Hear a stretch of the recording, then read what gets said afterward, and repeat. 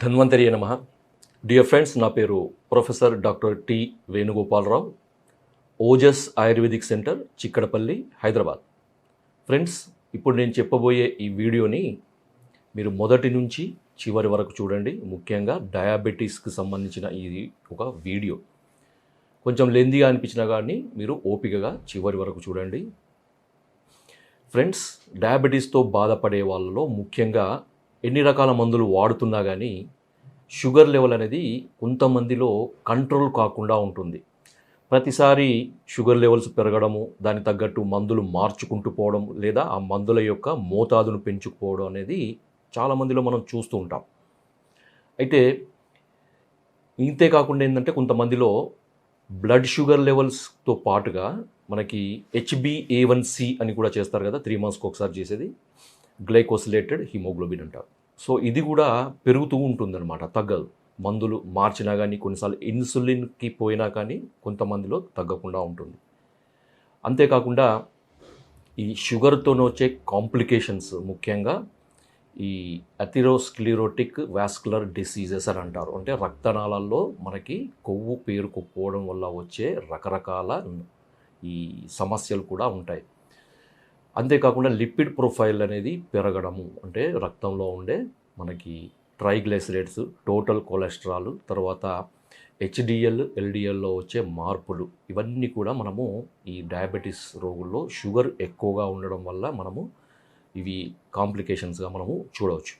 అయితే ఇలాంటి సమస్యతో బాధపడే వారికి అతి తక్కువ ఖర్చుతోని, అత్యధిక తక్కువ శ్రమతోని ఇంట్లోనే మనకు ఈజీగా తయారు చేసుకునే ఒక అత్యద్భుతమైన మూలిక, అందరికీ దొరికేదే, అందరికీ తెలిసిందే. దాని పేరు మనకి, మీరు ఇది చూస్తేనే మీకు అర్థమవుతుంది, చాలామంది దీన్ని గుర్తుపట్టే ఉంటారు ఇప్పటికే. ఇది సీతాఫలం చెట్టు యొక్క ఆకులు. డియర్ ఫ్రెండ్స్, సీతాఫలం ఏంది? మనకు సీతాఫలం అందరికీ తెలుసు. సీతాఫలం ఇప్పుడు సీజన్లో వచ్చేది, రుచికరంగా ఉంటుంది, చూడగానే తినాలనిపిస్తుంది, చాలా టేస్టీగా ఉంటుంది, తీయగా ఉంటుంది, దాంట్లో అన్ని రకాల న్యూట్రియంట్స్ ఉంటాయి, మలబద్ధతను కూడా పోగొడుతుంది. కానీ ఆకుల గురించి మీరు ఎప్పుడు వినలేసారంటే ఇప్పుడు వినండి. ఇది ఏంటంటే మనకి బ్లడ్ షుగర్ లెవెల్స్ను తగ్గించడానికి సీతాఫలం ఆకులు అత్యద్భుతమైన మూలిక అన్నమాట. ఇది నేను చెప్పేది కాదు, మనకి ట్రెడిషనల్గా ఉపయోగపడే ఈ వైద్య విధానాన్ని సైంటిఫిక్గా ప్రూవ్ చేసిన అనేక రకాల ప్రయోగాలు మనకి రీసెర్చ్లో మనకి ఉన్నాయన్నమాట. అయితే ఫ్రెండ్స్, నేను ముందుగా ఇది ఎలా వాడాలో చెప్తాను, తర్వాత ఇది ఎలా పనిచేస్తుందో ఇంట్రెస్ట్ ఉన్న వాళ్ళు చివరి వరకు చూస్తే ఇది అర్థమవుతుంది అన్నమాట. ముఖ్యంగా ఏం చేయాలంటే, ఇప్పుడు మీరు బజార్కి వెళ్తారు, ఇది సీతాఫలం యొక్క సీజన్, అందరికీ తెలుసు. సీతాఫలాలు చూడగానే మనకి కొనుక్కోవాలనిపిస్తుంది, తినాలనిపిస్తుంది. అయితే ఈ సీతాఫలాలను వీళ్ళు ఈ మనకి రోడ్డు పక్కన వీళ్ళు అమ్మే వాళ్ళు ఏం చేస్తారంటే, కాయలను తీసుకొచ్చి దాన్ని మగ్గ పెట్టడానికి ఈ సీతాఫలం ఆకులనే వాడతారనమాట. సో మీరు సీతాఫలం తినేవాళ్ళు సీతాఫలం తెచ్చుకోండి, లేదా సీతాఫలంతో పాటుగా ఈ ఆకులను కూడా మీరు మగ్గ పెట్టడానికి ఉపయోగిస్తారు కదా, వాళ్ళ దగ్గర నుంచి మీరు తెచ్చుకోండి. చాలా ఈజీ, వీళ్ళు దానికి ఏం డబ్బులు కూడా అడగరు. కానీ మీకు ఒక అద్భుతమైన మూలిక అనేది మీ చేతిలో ఉంటుంది. అది షుగర్ తగ్గించే మూలిక. దీన్ని ఏం చేయాలంటే, మీరు ఈ పై విధంగా మీరు సీతాఫలం అమ్మే వాళ్ళ దగ్గర నుంచి ఆకులు తెచ్చుకోనైనా, లేదా ప్రత్యక్షంగా మీరు చెట్టు దగ్గరికి వెళ్ళి, కొన్ని చోట్ల మనకి చెట్టు దొరుకుతుంది. సిటీలలో కూడా అక్కడక్కడ కొంతమంది ఇళ్ళలో పెంచుతారు, లేకపోతే మామూలుగా బంజరు భూముల్లో, బహిరంగ ప్రదేశాల్లో ఈ చెట్లు పెరుగుతాయి. కొంచెం గుట్టలు అట్లా ఉన్న ప్లేస్లో ఈ సీతాఫలం చెట్టు సంవత్సరం పొడవునా పెరుగుతుంది.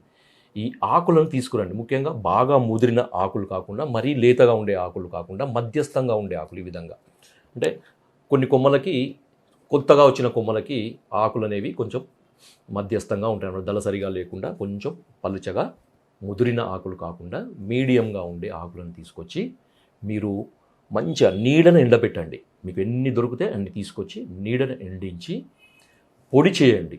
మీరు మిక్సీలో వేసి గ్రైండ్ చేసి పొడి చేసుకోవచ్చు, లేదా ఏదైనా కల్వం కానీ, లేదా ఏదైనా దంచేది ఏదైనా ఉంటే దాంట్లో అయినా కానీ మీరు దంచి వస్త్రగాలితమైన పొడిని చేసుకొని, మీరు ఒక మంచి ఎయిర్ టైట్ కంటైనర్లో కానీ, ఏదైనా స్టీల్ కంటైనర్ కానీ, లేదా మీకు ఏ కంటైనర్ దొరికినా పర్వాలేదు, ఆ కంటైనర్లో జాగ్రత్తగా పెట్టుకోండి. సో మనకి ఒక మంచి మందు మన ఇంట్లో రెడీగా ఉంది. దీన్ని వాడే విధానం ఎలా అంటే, ఈ సీతాఫలం ఆకుల పొడిని ఒక 3 టీ స్పూన్లు, అంటే అప్రాక్సిమేట్లీ ఒక 10 గ్రాముల ఈ పొడిని 3 కప్పుల నీళ్ళలో వేయండి. మనం టీ తాగే గ్లాస్ కానీ, లేకపోతే టీ తాగే కప్పు కానీ. సో 3 కప్పుల నీళ్ళలో మనం ఒక గిన్నెలో 3 కప్పుల నీళ్లు వేసి, దాంట్లో ఒక 3 టీ స్పూన్ల ఈ సీతాఫల ఆకుల యొక్క చూర్ణాన్ని వేసి, అది 1.5 కప్పులు అంటే సగము వరకు ఎగిరే వరకు దాన్ని సన్నటి మంట మీద ఒక డికాషన్ లాగా, టీ డికాషన్ లాగా మరగపెట్టండి. ఎక్కువ తొందరగా డికాషన్ కావాలని ఎక్కువ ఫ్లేమ్తోని, ఎక్కువ మంటతోని మీరు చేయకండి. కొంచెం ఓపికగా మీడియం ఫ్లేమ్ మీద మీరు దీన్ని మరిగిస్తూ ఉంటే కొద్దిసేపటికి ఒక 5 నిమిషాలు పట్టొచ్చు, 10 నిమిషాలు పట్టొచ్చు. అది మెల్లమెల్లగా మనకి 3 గ్లాసులది, 3 కప్పులది 1.5 కప్పులు అవుతుంది. అంటే సగము మనకి ఇది నీరు ఎగిరిపోయి మనకి సీతాఫల ఆకుల యొక్క కషాయం అనేది మనకు తయారవుతుంది అనమాట. సో ఇలా తయారైన కషాయాన్ని ప్రతిరోజు మీరు ఉదయం బ్రష్ చేసుకున్న తర్వాత పరగడుపున తాగండి. డియర్ ఫ్రెండ్స్, ఇది ఒక అద్భుతమైన ప్రక్రియ. రెండో విధానం, లేదు అంటే ఏం చేయండి అంటే, మీకు పచ్చి ఆకులు కనుక దొరికే అవకాశం ఉన్న వాళ్ళకి ఇంకా అద్భుతమైన ఫలితాల కొరకు ఏం చేయండి అంటే, ఒక 8 నుంచి 10 పచ్చి ఆకులను తీసుకొచ్చి మంచిగా ముద్దగా నూరి, దాంట్లో ఒక పావు టీ స్పూన్ మంచి క్వాలిటీ మిరియాలు వేసి, లేదా మిరియాల పొడి కానీ వేసి, ఒక పావు టీ స్పూన్ మిరియాల పొడి వేసి బాగా కలిపేసి ఆ ముద్దను మింగండి. ప్రతిరోజు కూడా ఉదయము పరగడుపున బ్రష్ చేసుకున్న తర్వాత. దీని తర్వాత ఏంటంటే, మీరు షుగర్కు సంబంధించిన ట్యాబ్లెట్స్ కానీ అవన్నీ కానీ ఏమీ వేసుకోవద్దు. ఒక గంట తర్వాత మీరు ఏదైనా మీరు బ్రేక్ఫాస్ట్ కానీ ఏదైనా చేస్తూ ఉండండి. ఈ 2 రకాల పద్ధతులు మనకి ఏది వీలైతే అది చేస్తూ పోవచ్చు.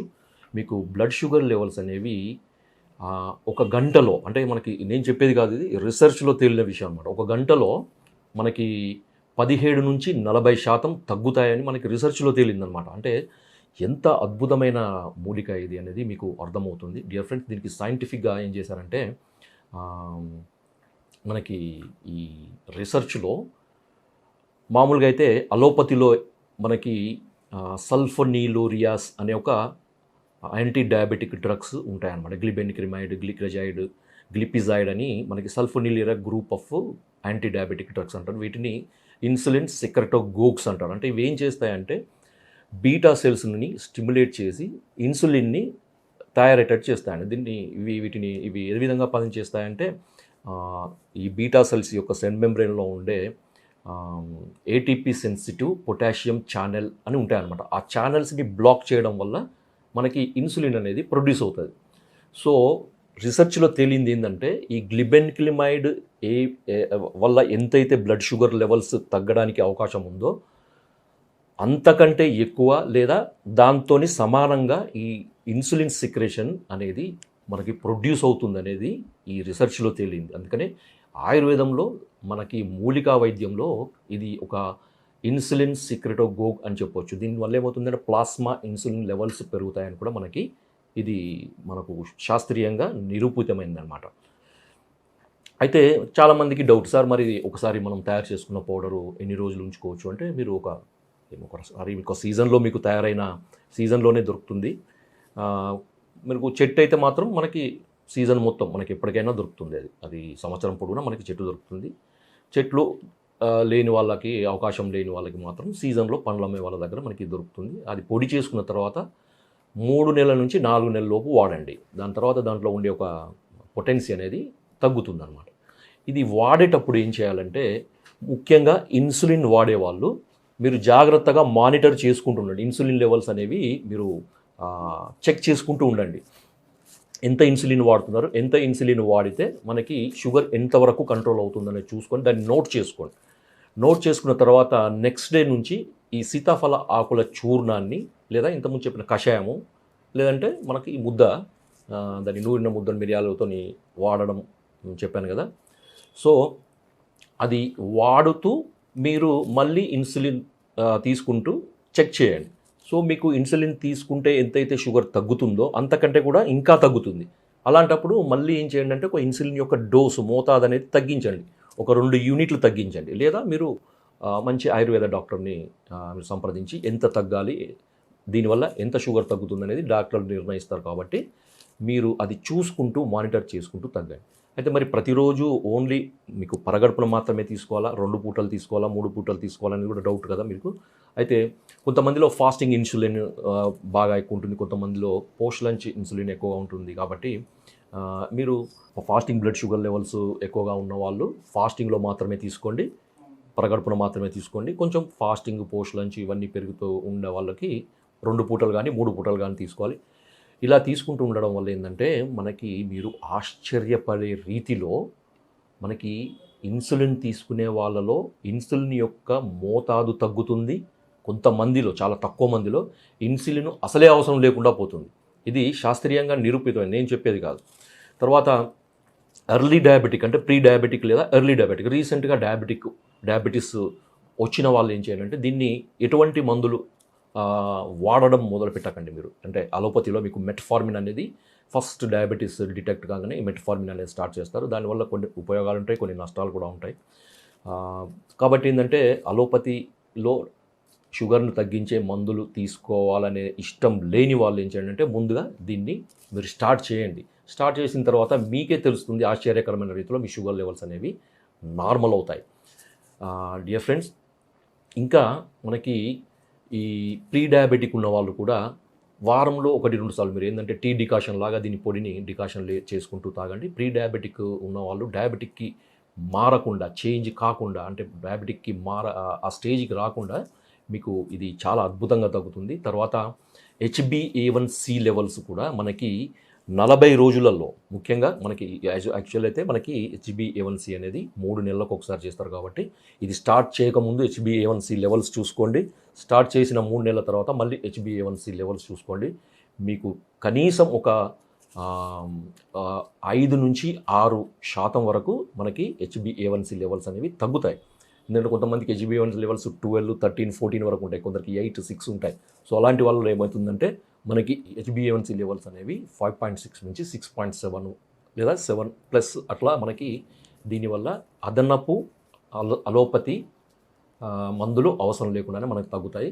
అయితే సార్ మరి ఇంకొంతమందికి ఇంకొక రకమైన డౌట్, సార్ ఇది వాడుతున్నప్పుడు మరి ఇంగ్లీష్ మెడిసిన్స్, అలోపతి మెడిసిన్స్ పూర్తిగా మానేయాలా అనేది ఒక డౌట్ ఉంటుంది అన్నమాట. సో నేనేం చెప్తానంటే మీరు మానిటర్ చేసుకుంటూ ఉండండి. మీరు షుగర్ లెవెల్స్ అనేవి ఇది వాడుతున్నప్పుడు ఎంతవరకు తగ్గుతున్నాయనే దాన్ని బట్టి మీరు వైద్యుల సలహా మేరకు అలోపతి మెడిసిన్స్ అనేవి వాటి యొక్క డోసు అనేది, తర్వాత ఎన్నిసార్లు వాడాలనేది, వాటి యొక్క స్ట్రెంగ్త్ అనేది, పొటెన్సీ అనేది తగ్గించుకుంటూ రావచ్చు.